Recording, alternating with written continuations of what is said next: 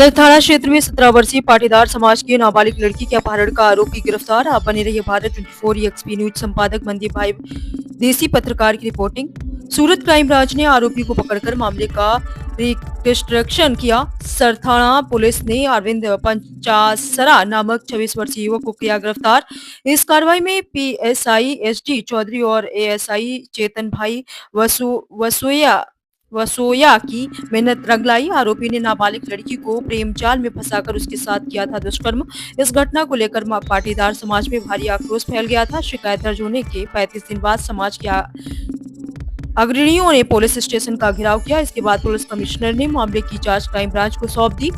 जांच सौंपे जाने के 2 दिन के भीतर ही आरोपी को सरथाना पुलिस ने पकड़ लिया। पुलिस ने आरोपी से बोलेरो पिकअप जब्त की है, जबकि मामले की आगे की जांच सूरत क्राइम ब्रांच कर रही है। जी मांगू क्या આરોપીને દ્વારા રિકન્સ્ટ્રક્શન કરવામાં આવ્યું છે, શું કહેશો ને કેવું લાગે?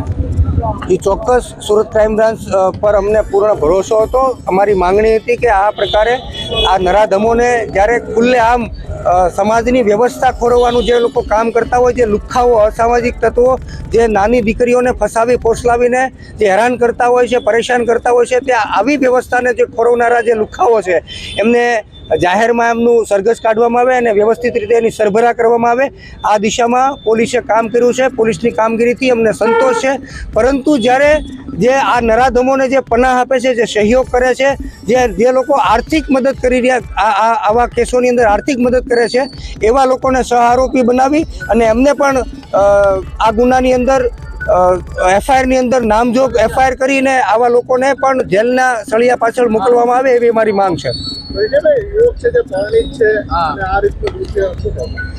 ચોક્કસ ક્રાઇમ બ્રાન્ચે તપાસના અંતે એવું જાણવા મળ્યું છે કે યુવક પરિણીત છે અને આ પરિણીત લોકો જ્યારે આ નરાધમો જ્યારે આવા કામ કરતા હોય ત્યારે ચોક્કસ કહીશ કે અગાઉ પણ આનો ઇતિહાસ ખરાબ હોય અને આનો ઇતિહાસ તપાસી અને જે કાંઈ સામાજિક દ્રષ્ટિકોણથી જે થતું હોય એ કરવા માટે સુરત ક્રાઇમ બ્રાન્ચ કરે એવી મારી વિનંતી છે।